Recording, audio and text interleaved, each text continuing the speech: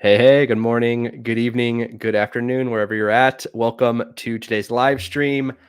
Today, we are super honored to have a guest joining us, Tom Critchlow.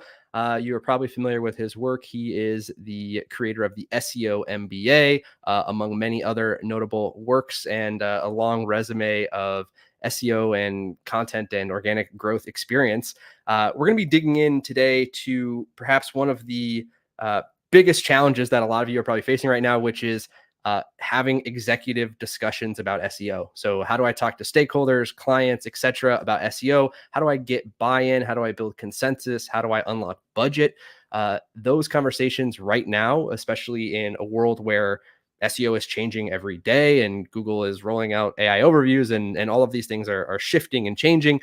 Uh, that skill is only increasingly important, right? So it's only becoming more and more important over time as SEO becomes more complex. Being able to distill all of these things down, have grounded conversations, present clear data, all of those things. So that's what we're going to be getting into today. Before we do that, let me do a couple quick calls to action here. Number one, like this video, help other folks find it. Thank you to the YouTube algorithm. Number two, hit the subscribe button. If you are not already subscribed to our YouTube channel here, we host awesome and incredibly smart people. Every single month we have live workshops, Q&As, just a lot of great content around content marketing, SEO, freelancing, all of those types of topics. Number three, if you're not already a member of our free community, top of the funnel, I'd love to have you join us. You can visit jointofu.co. Again, it's 100% free. It's a Slack community. There are over 3,000 folks in there, agency owners, freelancers, in-house marketers, and folks are asking questions, getting feedback, discussing a variety of topics related to content marketing, SEO, building their business, etc. Work opportunities shared every single week. Just a ton of really great conversation, super smart people inside. So join us there, jointofu.co. Again, 100% free. Would love to see you in the Slack. And one final thing before we kick off, which is that I need to give a quick shout out to today's sponsor. Thank you so much to Positional, who made this workshop possible. Positional is an all-in-one SEO platform. They have several tools for content optimization, analytics, internal linking, all kinds of great stuff that will help you level up your SEO skills for yourself or for your clients. Hit the link in the description down below. You can check out Positional and get a free trial and check it out. All of their tools are all built into one platform. It's a really cool product. Okay, all of that out of the way. Let me just say one last thing, which is pop into the chat, say hello, let us know who's here, uh, and would love to see you. Okay, cool. Well, let's bring on today's guest, Tom. I'm really excited to jam with him and learn about how to get SEO buy-in and having executive conversations. Hey, Tom, how you doing? What's up, Tyler? Thanks for having me here. Yeah, thank you so much, man. I'm really excited. I've been a fan of your work for a long time. How did you first come up with the idea of sort of focusing on, this part of the SEO world? Yeah, sure. It actually came out of a client engagement. So I was working with a client to actually do hiring. I was running the hiring process for a senior SEO role and spent about a year basically not giving people jobs because they didn't have enough executive presence. Like it was a very senior role that I was hiring for. And yeah, I was just like frustrated. I was like, all these people are great at SEO, really, know more about SEO than I do.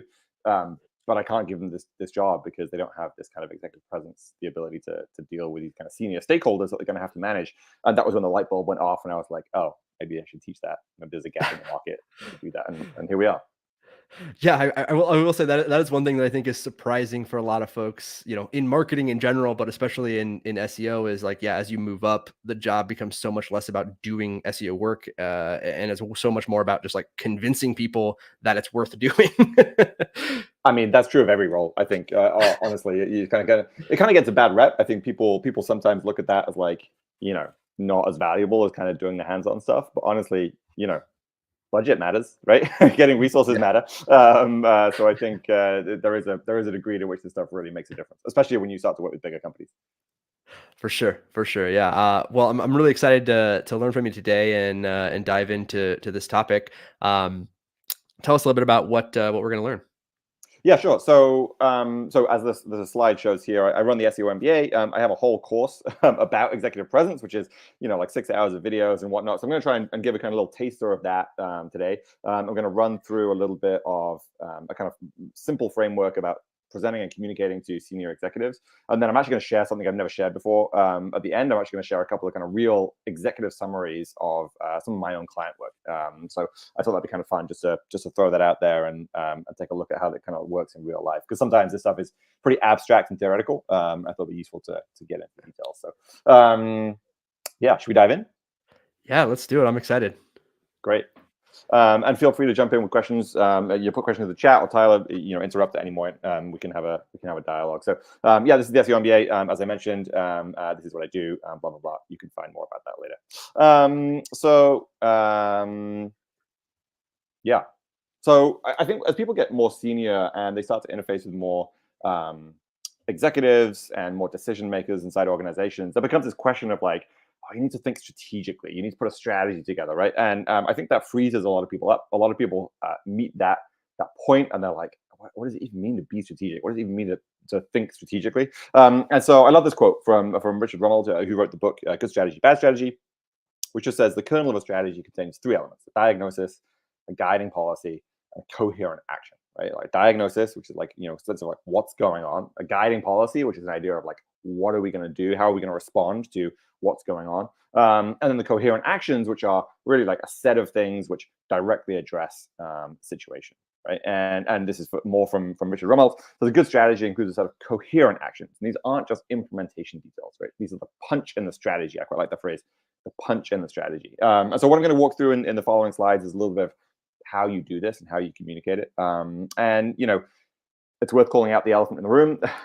People that work in the SEO industry, people that work in the content marketing industry, a lot of people work in digital, actually kind of quite broadly, often suffer from this kind of like throwing a bunch of recommendations. And this applies whether you're working agency side or in-house. They kind of suffer from this, like, I'm going to throw a bunch of recommendations at the client. I'm going to do a long list. I'm going to do an audit. I'm going to create a bunch of recommendations. And that isn't a coherent strategy, right? In the definition we just described, right? A list of technical fixes or phrases like make the content better, or indexing more content, improving the landing pages. None of that is coherent with what we would call an actual strategy, right? And so what I'm going to try and break down for you is a little bit of what that strategy looks like and feels like. And like I said, I'm going to try and get some real examples at the end. So I'm going to go through this stuff pretty quickly. So buckle up. This is kind of the Mad Libs phrase that I'm going to walk through as a kind of framework today. And this is essentially the framework through which I present every single strategy that I to bring to a client, is really to kind of try and say, okay, can we distill all of the details, right? All of the technical audits and the analysis and the research and the opportunities. Can we distill all that down into this kind of Mad Libs phrase, right? Which is really just kind of say, like, well, here's the situation. The evidence and the reason that we believe that we can make change is this. Therefore, we want this amount of money or this amount of resources to work on this initiative in order to achieve this kind of outcome, right? And what's interesting about this kind of statement is you won't be able to say this straight away, right? So when you're doing a strategy project, when you're doing research, when you are deep in the weeds, I'd like to think that you often start a project in Excel and then finish it in PowerPoint, right? You kind of start in the details and you come back into this statement at the very end. But it's super important to actually take the time to craft this kind of statement for the whole project that you do, instead of just taking all of the research and all the details and trying to jam that in front of senior stakeholders who are just going to look at that and be like, this is a mess. I don't understand what's going on. Doesn't make any sense. Doesn't ladder up to business objectives, and so on. So I'm just going to walk through each of these kind of Mad Libs areas, just kind of give a little bit of a feel. So, the situation, right? And this is the what Ronald calls the diagnosis, right? And you could also call this the inciting incident in a kind of narrative sense. And this is really a sense of like, what is going on, right? And this can be everything from, okay, we had an algorithm update in the SEO world, right? Something changed on Google's side. This could be, we've seen a sustained multi-year decline in a certain channel. It could be that there's a new competitor launching in our space. And it's super important to start here, even if you think that everyone in the room already understands this problem, right? So even if you think, you know what, we've already talked about this competitor, we've already talked about this channel, everyone kind of gets it, right? it's really important just to make sure that you kind of follow this framework to really lay that out there and say, just to remind everyone in the room, this is the situation. Let's align on what has happened, what is happening. And if you can't get alignment there, everything else falls apart, right? So it's super important just to start with that kind of crisp articulation of like, this is what's going on. Right? That tees up then the kind of the evidence or the reason to believe, which is like, how do we know that what's happening is because of these factors, right? So let's say, for example, that we say, a new competitor in the market is stealing our market share, right? This would be where you present some data to say, actually, this is how we know that, right? This is how we know that it's our competitor stealing market share, not some other factor, right? Not some other, change in channel or some other, data issue or whatever, right? So you want some kind of evidence to back that up, right? And again, this is important. The more that you get senior inside an organization, you can no longer rely on being an expert, right? Like being an expert and kind of like knowing the answer is really less and less relevant. And it's more about saying, as the expert, I have gathered the right data from internal teams, from third-party tools, from analytics, et cetera, et cetera. So you gather that and you say, this is the evidence by which I know. This can also be evidence. So if you're saying something more optimistic, like, hey, we think there's an opportunity to invest in a new type of content, right? The evidence then would be like, well, a competitor has invested in that content and they're seeing success, right? Or we did a pilot project and that pilot project shows X, Y, and Z results, right? So you've got the situation, which is what's going on. You've got the reason to believe or the evidence that is true. And then you shift into this kind of simple framework of like, okay, we want some amount of money, right? And that money can be actual dollar value, or it can just be resources, or some combination of both, right? So be able to say we want $1 million, or we want a development team for 2 squads, 2 sprints, or we want to hire a full-time content writer, or whatever that thing is that you need, right? The resources, the investment ask, we want that so that we can work on a set of projects or initiatives, right? And this is really important here, that this is the coherent actions, right? So this is not just a laundry list, right? This is not, hey, we want to work on 25 items in a spreadsheet, right? No, you need to summarize that into a concise statement. We want to work on X, Y, and Z in order to achieve business outcome, right? And you can think about this a little bit like an equation, right? So we want X amount of dollars to get Y amount of dollars back, right? And in the best version of this kind of statement, you really do have dollars on both sides of the equation. I'm asking for $1 million in order to make 10, right? Or whatever it might be. And so you can kind of see how this might break down with a kind of real example. This is a pretty real example from one of my own clients, where you can see I've kind of color coded and expanded this out into, you can say that you can summarize the strategy into situation: our organic traffic is declining, right? An evidence of like what we want to do is that our pilot suggests investing in content can drive new growth. So we have some kind of evidence from our pilot project that suggests that doing something about this organic traffic decline is possible. The investment asks, so we should invest $3 million, right? That $3 million is being invested into building out a product SEO and editorial team, right? In order to do that content play. And we estimate that we'll achieve $3 to $5 million a year in incremental growth, right? And again, this is a little bit kind of made up, right? So you'd have a little bit more detail, a little more flesh on the bones in reality. But this is really kind of the basic structure. And what's important about this is how you lead the conversation with senior stakeholders, right? If you're not starting the conversation with a statement like this, and again, I'll show you kind of a real example of how that translates into like a presentation. But if you're not starting with a statement like this, if you're starting with, hey, we've done 10 slides of analysis, or diving into a full spreadsheet list of projects that we want to kick off. If you don't ground it with this kind of overview, senior executives are just their eyes are going to glaze over, right? If you start talking about indexation rates, or editorial quality, or these kind of the things that we live and breathe every day in the details, if you start there, executives are just not going to understand what's going on. Again, they're not going to have a good sense of what are you asking for, what's the objective, how big is this investment. I've sat in meetings with CEOs where their eyes literally glaze over. They're like, I'm in back-to-back meetings all day, people asking me for money, and this is just another one of those meetings, but I can't even tell how much money you're asking me for, or for what exactly it's for. So it's super important to do this kind of work, to take all of the research, all the heavy lifting, and really distill it down to this kind of simplistic and very straightforward kind of business case, right?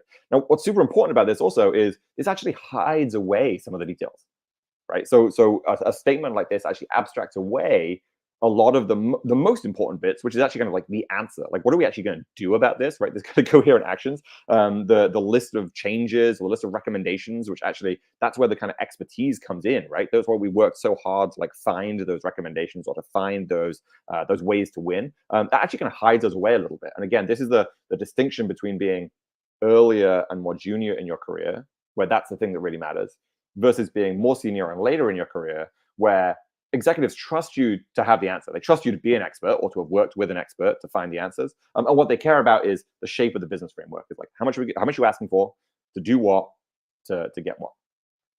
So this is kind of the basic principle. There's a couple of kind of tips I have that will harden this. So as you do this a few times, as you get some reps putting this kind of framework together, this kind of statement together, you start to realize some things. Like in the situation, right? It's really important not just to say what is happening, but also to project that out with no investment, right? So you can start to tee up the situation by saying, well, organic traffic is declining. If we make no change, we're going to lose $5 million over the next 12 months, right? Or if we make no change, we're going to go from the number one player in the market to the number two player in the market in the next 12 months, right? Or whatever that sense that we can project out and to say, this is what's happening, and this is what happens if we do nothing, right?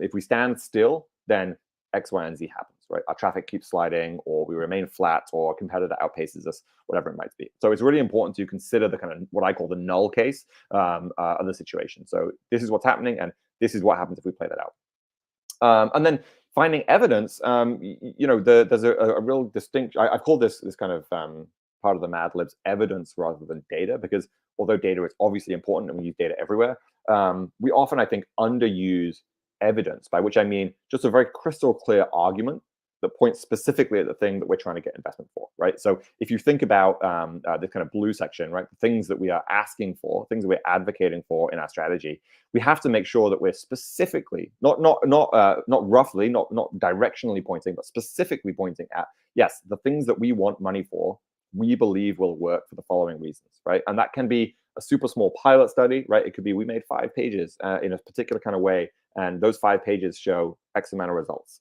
It could be looking at a competitor. It could be we looked closely at this analogous website and they did content just like this and it worked for them, right? So it isn't necessarily the kind of full data analysis and data science, or even looking at our own data, but it's more so about the kind of logical argument of like, can we make a very clear logical argument that says, if we do this, we really do believe that this growth is possible. This objective is going to work. And again, that evidence can be small. I've worked with clients in the past where this has actually been a survey. It's like we surveyed a small number of people, and they preferred this approach over the other approach. So we have evidence to suggest that we're on the right track, right? So this evidence can be small. It doesn't have to be big data. The investment, right? So then you've got like situation. Here's what's happening. Here's why we believe it's true. The evidence. Then the ask, right? We're asking for $3 million. It's really important to do what I call a full accounting of this. And this is a spot where a lot of folks get tripped up, where they think that, producing content or changing landing pages or making changes to the website is kind of straightforward, or the only cost that we're looking at is a hard cost, and we're not accounting for all of the resources and people costs that we need to do in there, right? So again, when you're more junior in your career, right, when you're just starting out, or when you're kind of more heads down in the weeds, the only thing you look about is your discipline, right? So you're like, oh, I'm working the SEO team or the content team, so I only really look at this specific moment in time. This kind of like specifics of my department. But as you get more senior, and as you present to senior executives, they don't care what team it is. They want to see the full cost, right? So a good example of this is saying we want to build new landing pages. And it's like, okay, well, do we need new content? Do we need new imagery? Do we need to get some product resources in order to be able to build those teams? Do we need to get legal to do a review of it? Do we need PR to publicize these pages when they go live, right? We really need to make sure that we're accounting for the all-in package cost of whatever we're trying to do. And that's really important, not just because we want to speak the language of senior executives, but it's really important because then that allows you to compare this $3 million to this result. Yeah, right. And this example here I've chosen, where I've got $3 million costs and $3 to $5 million in incremental growth is not a great equation, right? So we've got $3 million on both sides of the equation, but you want that all in. You want that all in cost, that full accounting, and that's something that I see SEO professionals in particular really underestimate. They really underestimate actually what does it actually take to do this. So it's really important to capture that full accounting. Then your coherent actions, which is we want to do X, Y, and Z, whatever the things that we're actually investing that money in. And again, it's really important at this point that those things that we're trying to invest in directly ladder back up to the situation and the evidence, right?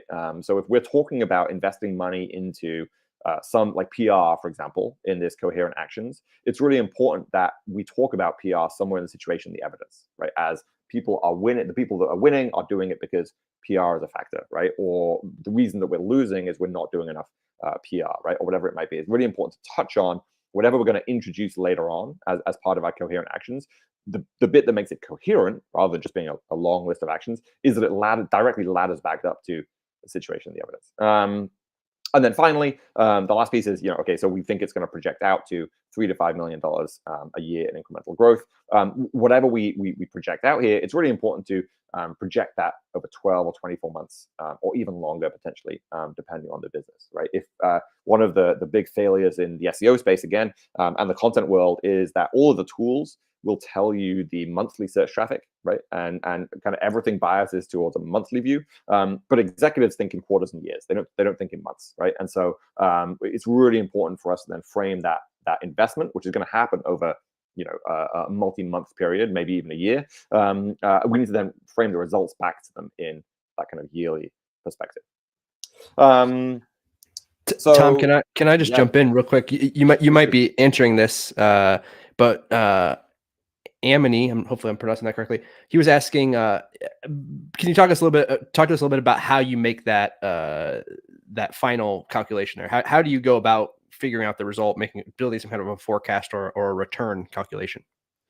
Yeah, I'm not going to go into too much detail on that here because that could be its whole session. I will show you some examples at the end, so we'll show a little bit of that.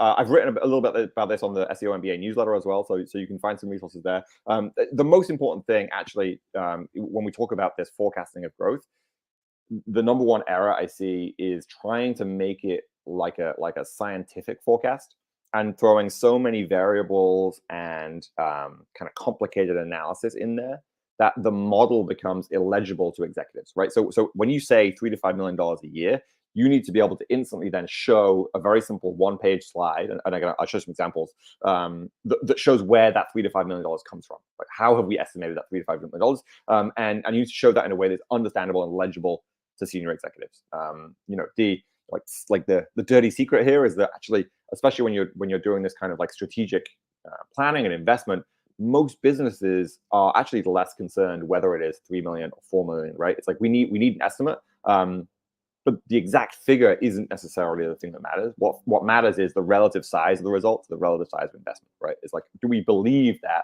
this is going to be a positive for us, and roughly how much, rather than it's going to be 3.5 million versus 3.6 million. That level of detail isn't what most executives are looking for at this stage, right? Again, when you get to traffic forecasting and traffic modeling and financial projections, you may be more interested in that detail, but not at this kind of level. But I'll show you some examples of how that comes together. So we have this statement, this kind of Mad Libs, right? This is the situation, this is the evidence. Therefore, we want this amount of investment to work on these coherent actions to achieve this result. But there's one more wrinkle here that this kind of like, if you fill this Mad Libs out, you'll get to a solid B plus or even like an A. But if you want to get to A plus, right? If you really want to nail this and really kind of win over senior executives inside an organization, there's this kind of hidden third piece, which is this thing that I want to do is also aligned to our company strategy because of X, Y, and Z reasons, right? This is again, when you work with bigger organizations, you'll find that because of the size, the organization kind of lives and breathes on a notion of abstraction, right? The senior executives are abstracted away from the day to day, and so they go into this kind of like kind of corporate theater, right? to talk about it. It's like they come up with these like presentations and PowerPoint slides and quarterly offsites. And what that boils down to is most organizations, big organizations, will have a notion of like, for the following year ahead, the following 3 or 5 things are the most important things inside the organization, right? These will be like the big tentpole pillars of what the organization is trying to achieve over the next 12 months. And the more that you can align what you want to do back to one of those pillars, the more that you're just going to have like a follow, like wind in your sails, right? It's going to be like getting budget is going to be easier, getting resources is going to be easier, getting people to take your meetings is going to be easier, convincing people why it matters is going to be easier. Everything just makes more sense, right? And I've got a kind of a pseudo real example here. So I talked about this again on the SEO MBA newsletter, but these are the quarterly earnings slides from Etsy, right? And these are a couple of years out of date now, but these are the quarterly earnings slides from Etsy, which is kind of a rough proxy externally of what their strategic priorities might be internally, right? And they talk about these things like the three big things that Etsy is trying to do at the moment, right? This is what they're communicating to Wall Street is we want to grow in Latin America, right? So we want to expand into international markets, right? We want to dramatically increase our on-site search capabilities, right? To help buyers find what they want. And we need to leverage the power of video across our networks, right? So these are like international expansion, on-site search, and video, right?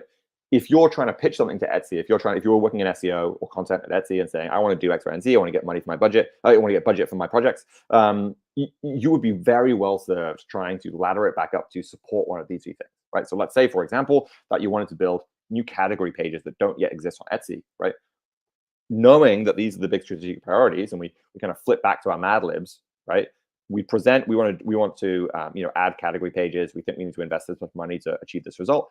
And then I would add this line, which would be like, and these category pages, by the way, will also live in international markets, right? It's like we're going to have a deliberate work stream of developing these category pages that supports our international market growth. So this kind of category page project, which otherwise wouldn't necessarily be strategically important, is suddenly part of this big strategic pillar that is a focus across the organization, right? And so this is almost a way of kind of like jujitsuing what we want to do into what the company wants to do, and kind of marrying those things together in a way. And again, the bigger the organization, the more bureaucratic the organization you're working with, the more that you'll find that this kind of approach really makes a difference between a kind of nice to have project, a project that people are like, yeah, sure, maybe someday, to a project which is like, okay, great, this is going in the Q2 roadmap.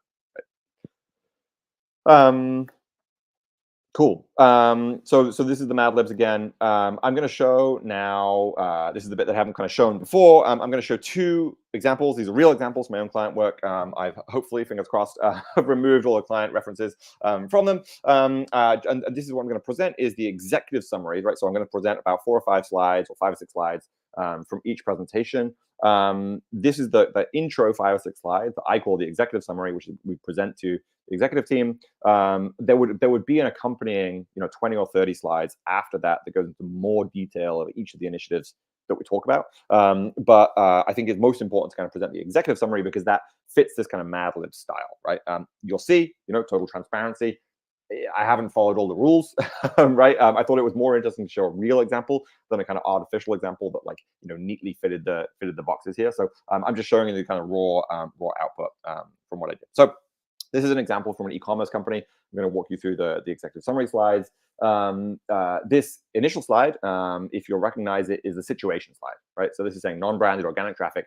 We drive about £10 million a year, the British company, but it's declining at a rate of 15 to 20% year over year, equal to about £3 to $4 million, £3 to $4 million loss in 2023. And you can see that I'm kind of citing where this data comes from. This particular slide is quite complicated simply because we had a very big year over year complicated analysis because of COVID. We had a big COVID change in the market. And so we were trying to untangle COVID effects from other effects and so on. And so you can kind of see this separation here, right? Like branded and non-branded revenue seem to be following the same shape of curve. And then at this point, they diverge, and it seems like non-branded revenue is really declining here, right? This is the basis of, this is the inciting incident. This is the situation. And again, we actually spent a lot of time making sure that everyone agreed on these numbers, right? Again, this is a good example of where just because you can say non-branded revenue is declining, agreeing on the size and magnitude and date and so on of when this is all happening really tees up the rest of the strategy. So this is the situation slide. This is the what we want to do slide, right? So this is we want to invest in all these different areas. I'm not going to spend too much time here because, again, I kind of want to get through these slides and so on. But you can see that I'm not giving you all the details of what we want to do, certainly not in a lot of detail, but I am chunking it up in terms of we want to do product technology, core products and content marketing, like the buckets of area that we want to invest in. And then at this point, we have a clear measurement framework, right? So this is how are we going to measure, right? These kind of 4 things that we want to do, which is improving core pages, expanding our core pages, and creating compelling content. Each of those has metrics associated with one single KPI. Again, this was mostly came from the CEO that I was working with at the time, who basically deliberately asked for this. He was like, okay, I need to see some kind of measurement KPI framework for each of these initiatives that we want. And then this leads into the thing that, again, you'll recognize from the Mad Libs, which is this is the opportunity, right? So we've calculated across all the things that we want to do. We've calculated that we reckon there's about £3 million in SEO and £2.5 million in PPC incremental annual revenue from these various initiatives, right? And this speaks a little bit to kind of where that math comes from. Now you'll note that this is relatively hand wavy, right? And again, depending on who you're presenting to, depending on what kind of strategy it is, depending where you are in the process, will depend how much detail you need to put in here. In this particular instance, we're really about right sizing the overall investment in SEO, and so we need an overall right sizing of like market size opportunity. And so that's what I came up with here, which is kind of you can see what metric we're trying to influence, which is like okay, $10,000 visits a month impact here, which leads to this amount of annual revenue, and so on. So this is kind of we believe there's a good size opportunity here, right? Roughly £5.5 million a year in incremental annual revenue. We might sequence it in the following ways, right? And actually, this is kind of less relevance for this conversation, but I'm just leaving the guts in for what we did. And then this is the other side of the equation, right? So we showed the opportunity, which is this is how much we think there is available to get, and this is how much we're gonna have to spend to get there, right? So again, we reckon there was about a £5.5 million size opportunity. We need to spend somewhere between like £500,000 or above in order to capture that, right? And again, you can see how that kind of breaks down between full-time hires, technology, link building agencies, WordPress design developers. Again, we've really tried to make this a fully all-inclusive budget, right? Like the full accounting of what we're trying to do here. And then again, because the CEO had deliberately asked for it, and this is kind of just a general good advice, is ask for something, make sure that you do it, and make sure that you really focus on it. They'd asked these high level KPIs, so I was like, okay, just to manage expectations in terms of having the CEO leave this presentation with a clear understanding of like what are the levers we're trying to pull. There are 3 levers. We're trying to increase the number of relevant landing pages. We're trying to improve click-through rate for those pages, and we're trying to improve on-page experience. Right, those are the 3 big levers that we're trying to pull with this SEO investment and the SEO opportunity analysis. And then finally, and this again is we can get into this maybe another time or maybe in the Q&A, more of a kind of input metric approach of, okay, for all of these things, what is the measurement metrics that we're going to measure along the way as we improve these various things. So that was the full executive summary for this client that I was presenting. And again, you can kind of, if we kind of go back through it, you can kind of see, although it doesn't fit the Mad Libs perfectly, you've got a very clear situation, right? That shows kind of what is happening with the quantized kind of situation, which is this traffic drop, right? The revenue drop. We've got the what are we going to invest this in, which is these like core pillars, right? And then you've got the what is the opportunity, what is the spend, and then how are we going to measure it? And then at that point, there would be, like I said, another 20, 30 slides afterwards that would kind of break down each of these buckets, right? So each of these kind of investment areas would be further given detail and context and data and so on. But often what I find is at this point, you actually stop, and that's when you have a conversation with the senior executive to kind of break down what have we just seen. Do we agree with the size of the opportunity? Do we agree with the size of the investment? Where do we take issue with, for example, some of these metrics like, whoa, that seems way too high, that seems way too low, we should rerun the numbers, etc. But we have a much more detailed and business level conversation about what we're trying to do, rather than getting into the weeds of like, actually, I don't believe that FAQ content on category pages is that important, blah, blah, blah. It's like the CEO is trusting us to figure that out, right? They're trusting us to figure out the right answers and kind of where to put the money. But what he really cares about is, are we allocating the investment, the resources in the right I'm going to go through one more example real quick, and then we have leave plenty of time for Q&A. So this was one example that I showed you, these kind of purple ones. Now we're moving on to a different example for a different client. So again, you'll recognize the situation slide, right? And this is instead of being more of an internal look at traffic and revenue, it's more of a competitive landscape look, right? Where we talk about organic traffic has been declining relative to competitors. Over the last 2 years, we've gone from the biggest to the smallest relative to key competitors. And I removed some of the labeling, but you can see. Oops, sorry. You can see so the blue slide, the blue line, sorry, is has gone from technically number one over here to a bottom of the pack. Over here, right? What's interesting about this time series data also, it shows the relative scale of change over time. So one of the nice implicit things about this chart is, okay, so in 2 years, you can go from, where for this yellow line is just under 400K to 800K, right? So that kind of size is possible. So back to the evidence equation, there's a little bit of that starting to bleed in here. So this is the situation.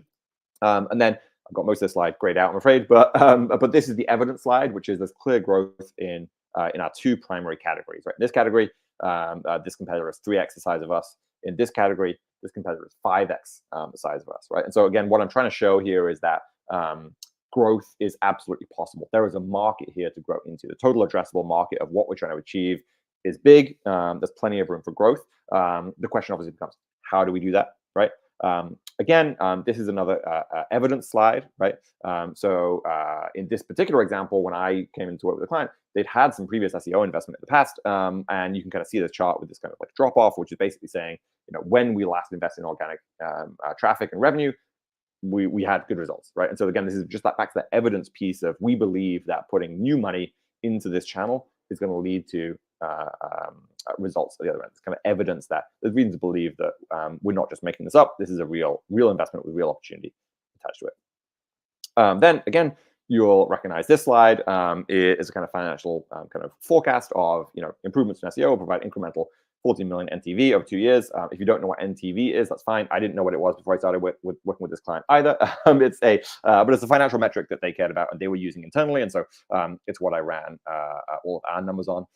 And you can see that there's kind of NTV, there's contribution margin, profit, which again are these kind of like these are the key metrics that they are using internally, and so I'm aligning how I'm presenting everything here back to them. And so again, you can see that year 1, year 2, we're estimating out the impact. And again, they have these kind of 2 big business units, right? These kind of 2 big categories they play in. And so again, I kind of broken those out separately so that they can kind of see the financial projections for both of those. So we're kind of estimating a kind of 5.3 million contribution margin for this investment. And what does it take to get that? It takes $1 million a year in SEO is kind of the rough ballpark that we have here, which is a mixture of full-time and this GL team as an external development team that we're kind of putting actual dollar cost into, right? So we have full-time cost, headcount cost, and then we have external dollar cost that leads to compounding growth. And again, you can kind of see that the actual what we're going to do to achieve SEO results here is quite abstracted away, right? This is kind of the 3 buckets. We're going to fix some SEO basics. We're going to invest in content. We're going to improve our core landing pages. The detail of what goes into those buckets happens later, but that doesn't come in the executive summary, right? The executive summary has already been really focused on this Mad Libs equation of like, we believe there's an opportunity, there's a situation, this is how much we want to invest, this is how much we're going to get. So yeah, I'm going to leave this slide up just for reference as we kind of drop into Q&A, but I know I went through that super fast. It's a lot, but I kind of, I could talk about this for hours and days. I have a lot of stuff to talk about, but yeah, I would love to hit Q&A and we can have a dialogue. Tom, that is amazing. First of all, thanks so much for giving us that special sneak peek of your actual slides and kind of what this looks like in practice. I think that's so helpful. There are a couple questions. So first of all, just a quick shout out for the chat. If you do have questions for Tom or you want to go back through any of the things that he's covered so far, feel free to drop those in the chat here. We'll have some time here to answer some questions. Let me pull up Philip's question here. So Philip asks, how can you do the accounting part if you don't have the time resources? I'm assuming he's saying as an agency. And then he's saying, would you suggest aiming for a different target client, or are there ways like investing time up front to persuade? So if I can maybe parse this apart, and Philip, please feel free to clarify if I'm not capturing this question correctly. But can you give us some context, Tom, on like where are you at in a client engagement when you present this data and these figures? Like I'm assuming the client has paid you to do this work. Yeah, very much so. Hopefully, yeah. So some context for the kind of work that I do, and I call it consulting work rather than kind of agency service work quite deliberately. I'm often very heavily embedded with the organization. I'm working 2 or 3 days a week for 6 8 weeks to pull something like this together, right? So it's pretty intensive. There's a variety of things that are needed, right? You need to do the work to figure out what the situation is. You need to do some work to figure out what the answer is. You need to do some work to figure out how does the organization think about itself, what are the stakeholders, what else are they investing in, what are the strategic priorities, and then finally you can come back around to this Mad Libs kind of statement, right, to kind of pull it all together. This is usually the kind of culmination of that kind of first round of strategy work that says, okay, this is what we should do, and that's often what clients are deliberately paying me for, right? So the context of a lot of my engagements is clients come to me and say, we don't think that we're actually investing in SEO correctly. How much should we be investing in SEO, right? Just kind of carte blanche, starting from first principles. And so that's kind of the context. I think, so it's obviously hard to do exactly what I showed you with less time or with less resources or with less access to the client. But you can absolutely still think this way. And I think one of the key things to remember is you don't have to fill in all the Mad Libs yourself. Right? And I think this is a big perspective shift for a lot of agencies, which is you don't have to just throw, there's a big spectrum between putting this together, like I showed you, and then just throwing a list of recommendations at them and letting them figure it all out. And actually, there is a kind of middle ground of being like, well, here's our recommendations. Can we work together to do a full accounting of them to understand, what resources are required? Do we need product teams? Do we need content writers? Do we need PR people? Right? What internal resources do we need? And then can we work together to size those opportunities, prioritize them, and so on. And I think that what a lot of agencies will do is kind of do like a score, like an ICE score, like impact, confidence, and estimated impact. Something like that. I can't remember what the E stands for. And I think the problem with that is that it's too crude, right? It's like it doesn't actually give the business much confidence in the way of like, well, what is the total opportunity here, right? What is the actual size of the business opportunity that we're going after? And again, you don't have to do all of that as an agency, right? Like, the sliding scale. But if you don't at least get an understanding of their resources, if you don't at least get a good understanding of like what resources do you have available to do which of these projects, then just throwing a list of recommendations at them isn't going to help them at all, right?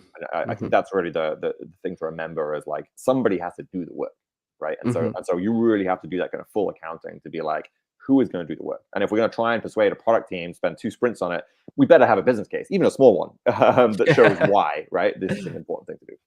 Yeah. So if we go back to kind of the context of how this fits in. So again, just to maybe recap what you're saying, this is essentially the deliverable that the client has paid for from your process. They're getting this sort of roadmap and the breakdown of the situation and all that stuff. It strikes me that there's a little bit of like a chicken and an egg challenge here, right? Which is that like when you first have a conversation with a prospective client, I'm assuming they are looking for some indication that like investing that money and doing this kind of strategy and analysis will bear some fruit, right? Or will reveal some opportunities. Is there anything that you provide up front, or how do you sort of have those conversations with a prospective client before they've actually bought in? Yeah, I mean, probably the same way that most of you would do, right? Like I'd fire them up in Ahrefs or SEMrush, look at the competitive landscape. I think the best thing that you can ever do is just benchmark them against competitors, right? Again, so like this. I know you can't see much in this slide, right? These 2 slides, right? Like you can do this very quickly for free, right? Which is like, this is us benchmarking against competitors in particular categories. There's room to grow, right? You can do that kind of like back of the envelope calculation very, very quickly, and you can do that in a prospecting call. And that's usually kind of where I start in terms of like, is there a there, right? Again, this is also the thing that I always push on clients to give me, which is like, well, what do you think the opportunity is? Like, why are you talking to me, right? Like they must have done some kind of analysis from their end to be like, well, we're investing in SEO, or we have some SEO revenue, or whatever it might be. Yeah. So I think it's important to kind of ground the conversation around that. But Okay. getting to the kind of like spreadsheet logic is not usually something that we'll do, for free, right? Right. Right. Right. Right. But Yeah. sometimes you'd be surprised at how much of this you might have to do as part of those like ongoing kind of pre-sale questions of like, is there enough work here? Is there, and so on. And then sometimes the actual paid engagement is really just kind of putting meat on the bones. It's kind of be like, okay, we kind of knew there was a big opportunity here, and now it's just about quantifying it in a way that we can actually take it to your board or present to the rest of the executive team or whatever. Yeah, yeah, yeah. Okay, that's super helpful. Thanks for clarifying that, Tom.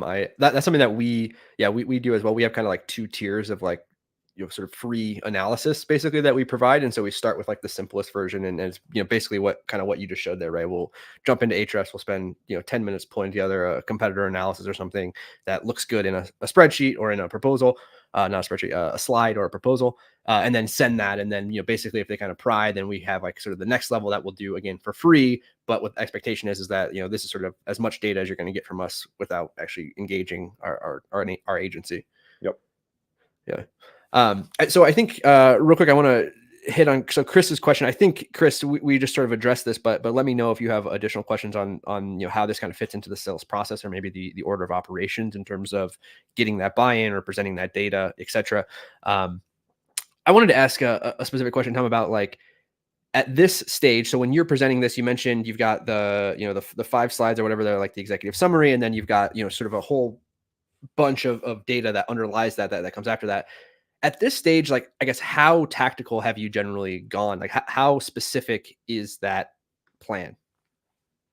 It really varies. It varies by client. Mm, It varies by what we're trying to do. And again, this is a little bit probably unique or more unique to the kind of style of consulting that I'm doing. But um, mhm, most of what I care about when I work with clients is about building their SEO capability, not about mm, fixing specific SEO issues, right? got it. So, for example, if a sitemap is broken, let's say, that's a symptom of not having an SEO QA process in the development team, right? For Right. example, right? Or if there's a big content opportunity, then what we really need is not like a list of keywords. What we need is the ability to create high quality content, right? Uh-huh. And so most of what I look at, most of the details that you're thinking about in terms of like where the rest of this presentation would go into, is usually focused around like, okay, well, let's define what we mean by high quality content to the degree that we can have a confidence of Mm, how much it's going to cost us to produce that content and whether we're going to do it with in-house people or external people, right? I'm not yet really so concerned with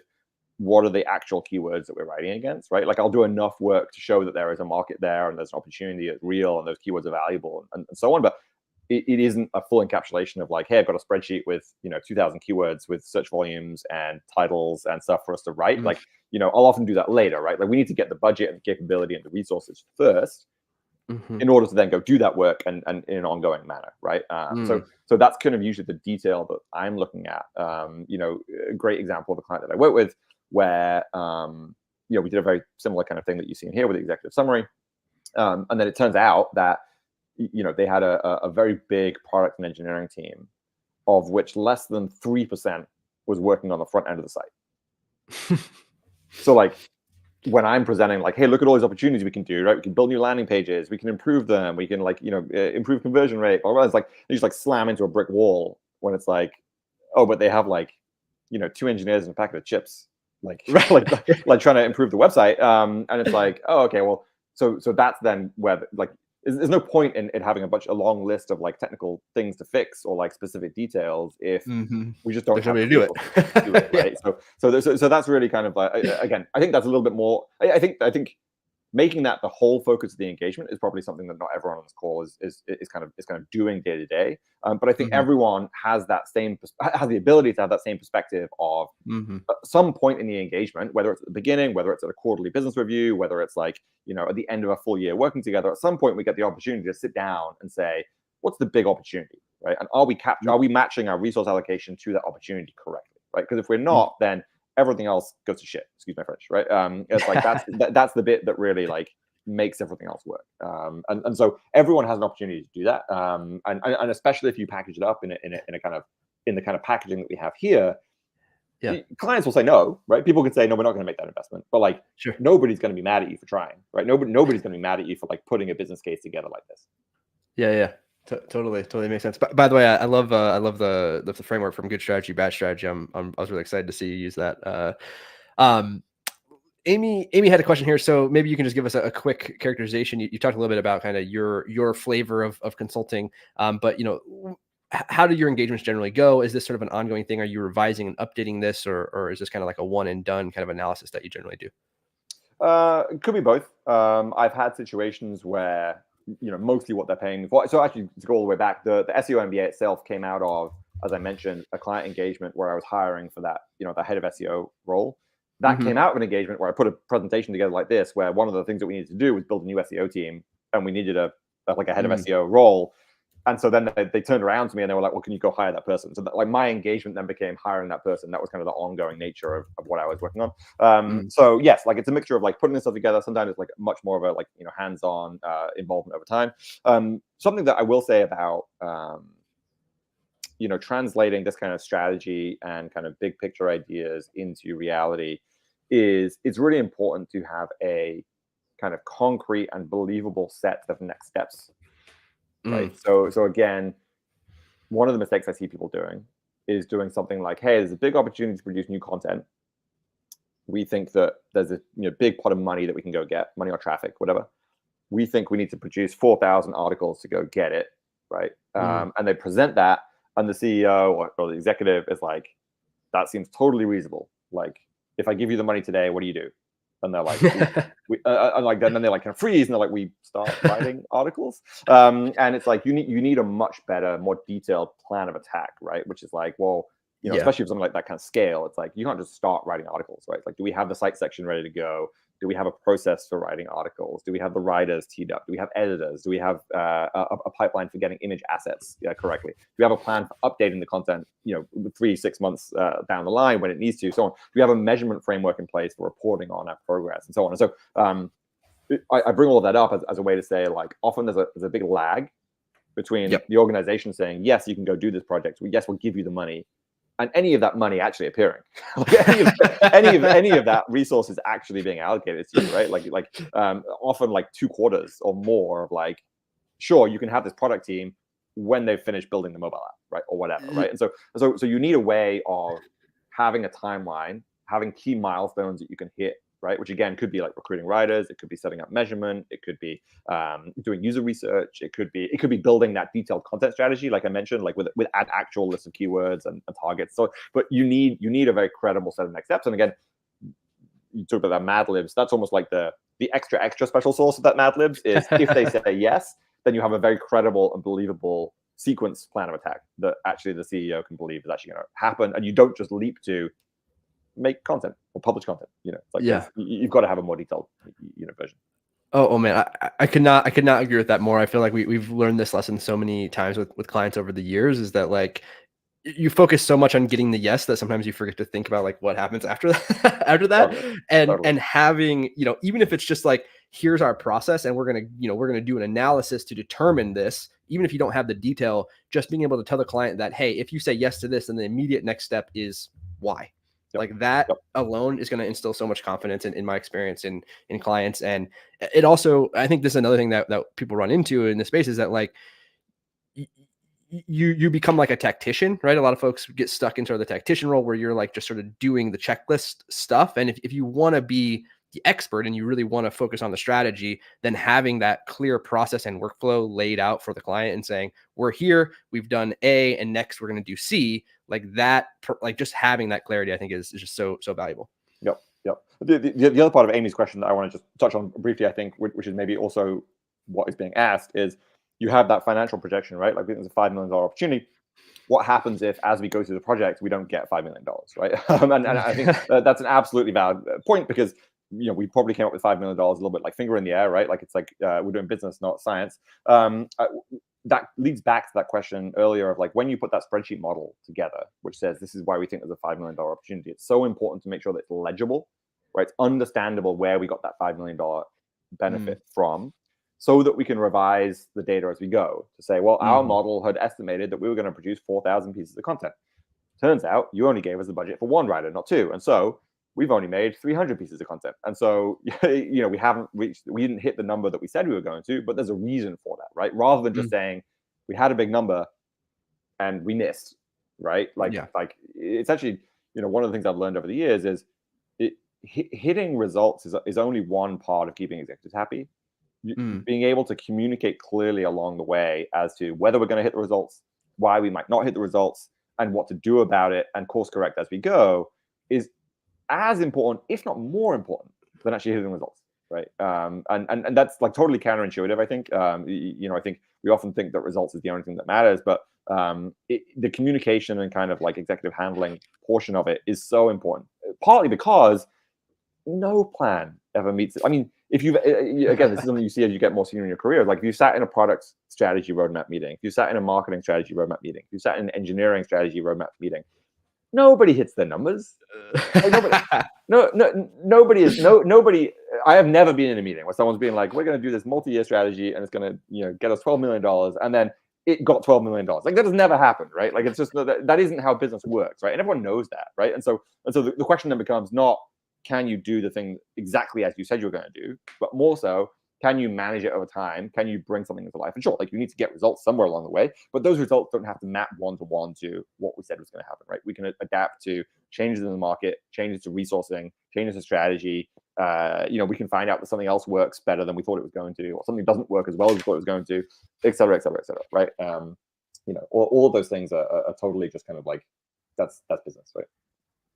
Yeah, I love that. Tom, I have like a million other questions that I would love to get into. We do have just a couple more minutes, so if you have any final questions, feel free to pop those in the chat. We'll try to get to them if we have time. But I'm gonna lead off here with a doozy. Obviously, AI and everything going on in SEO is changing everything. How are you having conversations right now about that and the uncertainty and everything going on with SEO at the moment? Yeah, it's a really good question. I think that there's a couple things that are true for everyone that I'm talking to. One is you absolutely have to have a point of view on how to use AI in content creation workflows. Right? And what I mean by that is if you're an absolutist to say, we're not using AI, right? You're probably going to get fired, right? But there is a big spectrum difference between we're not using AI to we're publishing every word on the page using AI. Right? There is a very big spectrum, right? And so, like, when an executive comes along and says, "Hey, I heard this AI thing can be used to create content," the first word out of your mouth has to be yes, and then the second word out of your mouth has to be and, right? We are running a pilot. We are experimenting it to do copy editing. We are experimenting it to do research. We are experimenting, you know, speeding up our brief writing process. We are you know, you can have confidence and be working on adopting that, right? But so I think one thing that I'm seeing is like you can't just say no, right? You can't just opt out. Right. That's one thing. The second thing is it really shines a light on measurement, right? So a lot of organizations right now, SEO is getting a lot of scrutiny, right? A lot of executives are suddenly being like, "Hey, what's going on with the SEO thing? I heard that Google is dead," right? And so if you've been kind of coasting, right, and you don't have good reporting, and if in particular, if you're not reporting on SEO as a revenue channel, right? So if you're not connecting SEO traffic back to actual revenue outcomes, then you're probably going to get underfunded, right? You're probably going to get less funding than you thought you were going to get, right? Because everything that executives are reading in the tech press and elsewhere is showing that search is becoming harder. Search is becoming, you know, Google's sending less clicks, and maybe SEO isn't really a good channel anymore, right? Now, I don't personally believe those things, but you have to make a case to the executives, right? You have to be able to make a case that is not true, right? You can't just say no. Like it's SEO Trust good, me. actually, right? Yeah, trust me, right? You need a case, right? And so I think what it's doing is it's shining a light on a lot of companies that didn't have great measurement in place, and so some of the teams are kind of scrambling to try and justify their existence, and that's so much harder to do in real time when you're under the gun, right? Than having already had, you know, strong reporting and being able to connect SEO traffic to revenue already in place to be able to say, actually, no, we've been reporting on this for a while. We can justify our existence. We know how to drive X amount of revenue.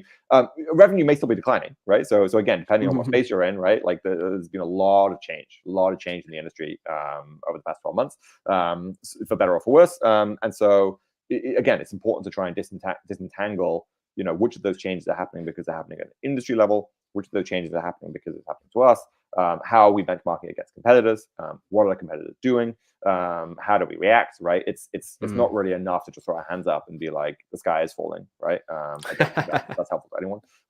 And like I said, there's a lot of organizations who are legitimately and productively using AI as part of their content workflows, Mm. in all kinds of ways.